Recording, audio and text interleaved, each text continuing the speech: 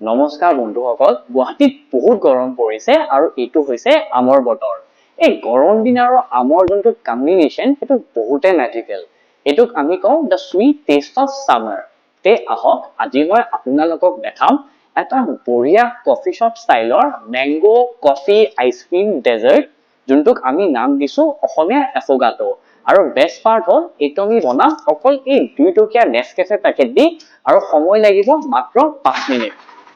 আৰু এই ৰেচিপিটো বনোৱাৰ আগতে মই আপোনালোকক অলপ এই এফোগাটোৰ কথা ক'ব বিচাৰিছো।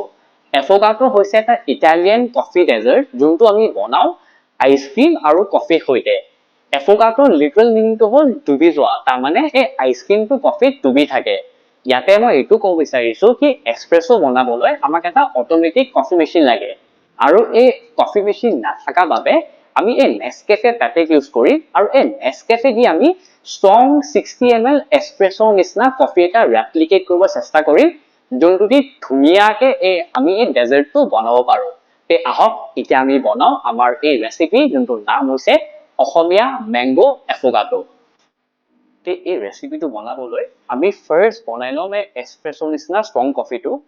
তাৰ কাৰণে একদম চিম্পল, মই 60 ml গৰম পানী লৈছো, আৰু এই 60 ml গৰম পানীত মই এনেকে 2 পেকেট নেছকেফে দি পেলাই বনাম। আপুনি 1 পেকেটো ল'ব পাৰে, মই অলপ ষ্ট্ৰং ভাল পাওঁ সেইকাৰণে মই 2 পেকেট দি আছো।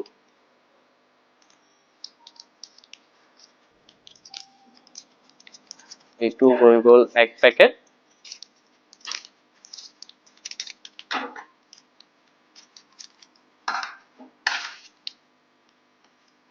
ধুনীয়াকে মই দি ললো, দি পেলাই ধুনীয়াকে মই সৰু চামুচ দি পেলাই ষ্ট্ৰং শ্বট এটা বনাই ললো।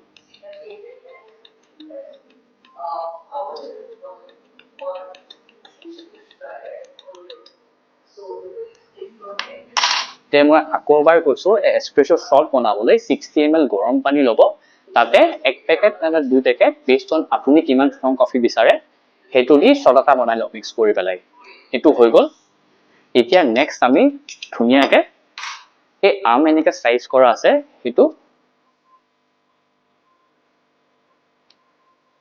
এনেকে দি ললো।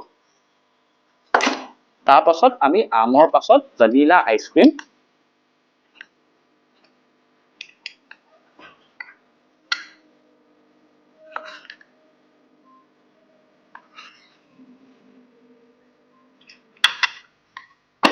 ভেনিলা আইচক্ৰীম যিমান লাগে আপুনি সিমান দি ল'ব, আৰু অলপমান ডেকোৰেশ্যনৰ কাৰণে চকলেট চিৰাপ।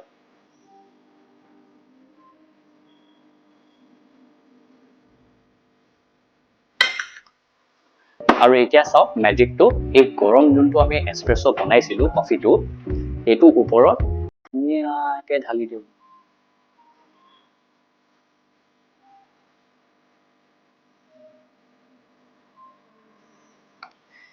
আৰু অলপ ডেকোৰেশ্যন কৰিবলৈ এনেকে কোকো পাউডাৰ ওপৰত দি দিয়ক। চাওক এইটো হৈ গ'ল আমাৰ অসমীয়া এফোগাটো। এতিয়া খাই পেলাই চাম।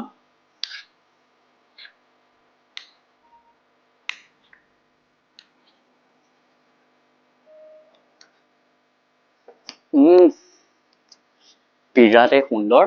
এই আইচক্ৰীমৰ ক্ৰিমিনেছ আৰু এই মেংগোৰ চুইটনেছ আৰু কফিৰ বোন আৰু বিটাৰনেছ, গোটেইটো বঢ়িয়া পাৰফেক্ট কম্বিনেশ্যন, আৰু বহুতে ভাল লাগিছে।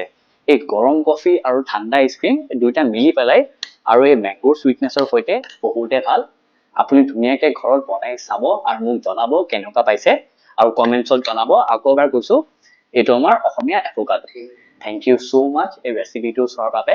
মই আগলৈ গৈ আৰু এনেকুৱা ধুনীয়া ধুনীয়া কফি ৰেচিপিজ আনি থাকিম। ভিডিঅ'টো লাইক কৰিব, কমেণ্ট কৰিব আৰু ছাবস্ক্ৰাইব কৰিব নাপাহৰিব। থেংক ইউ, ধন্যবাদ, বাই বাই।